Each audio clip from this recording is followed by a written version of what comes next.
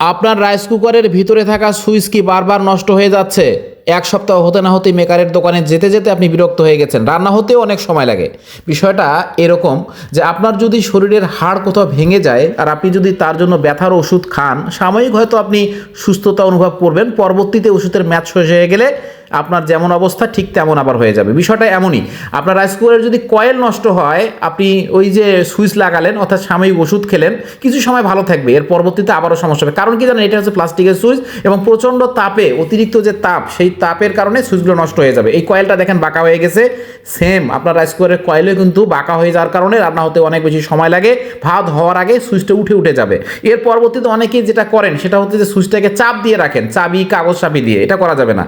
এতে করে এই যে দেখেন মাঝখানের অংশটা চকচক করতেছে, অর্থাৎ এটা রাইস কুকারের কয়েল কোনোটা সাইড দাবে যাবে, কোনোটা মাজাটা উঁচু হবে, মাজাটা উঁচু হলে পাতিলটা আলাদা হয়ে থাকবে, সাইডের তাপটা বাইরে চলে যাবে, এতে করে রান্না হতে অনেক বেশি সময় লাগবে। তো এই যে রাইস কুকারগুলো দেখতেছেন, বেশিরভাগ সমস্যা নিয়ে কাস্টমার যে রাইস কুকারগুলো নিয়ে আসে, এগুলো হচ্ছে ভাত হওয়ার আগে সুইচ উঠে যায়, রান্না হতে অনেক বেশি সময় লাগে আর ঘন ঘন নষ্ট হচ্ছে। তো এই ঘন ঘন নষ্ট হওয়ার প্রধান কারণই হচ্ছে এই কয়েল। যখন আপনার কয়েল এরকম বাঁকা হয়ে যাবে তখন কিন্তু রাইস কুকারের সমস্যা আপনার লেগেই থাকবে। তা আপনারা মনে করেন যে রাইস কুকার একবার মেরামত করলে হয়তো বেশি দিন টেকসই হয় না, এই সুইচগুলো প্লাস্টিকে যার কারণে টেকসই হয় না, এমনটা না।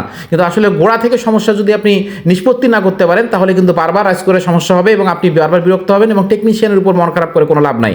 আশা করি বুঝতে পেরেছেন। ভিডিওটা অবশ্যই